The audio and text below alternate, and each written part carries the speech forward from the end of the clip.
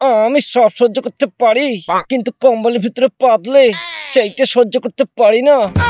আমার পাত পেয়েছে তাই পেতেছি, তার জন্য তুমি আমাকে দোষ দিচ্ছ কেন? তোমার দোষ এটাই যে তুমি এই ঘরের মধ্যে পাদ মেরেছো, আর তোমার পাদের এতটাই দুর্গন্ধ যে তুমি যখন পাদ মারো তখন তোমার পাদের গন্ধে এই মশাগুলো ঘর ছেড়ে পালিয়ে যায়। তুমি বা তোমার মা পাতলা তখন তোমার নাকে গন্ধ যায় না? একদিন তো তোমার মা পাদ মারতে গিয়ে হেগেই ফেলেছে। কাজল চুপ করে, মা শুনতে পাবে। আমি পাতলা দুর্গন্ধ হয়, আর তুমি বা তোমার মা পাতলা কি গোলাপ ফুলের গন্ধ হয়? ছোট বৌমা, কেন ডাকছো বাবা? দেবো নাকি? শুধু দেবো আর দেবো।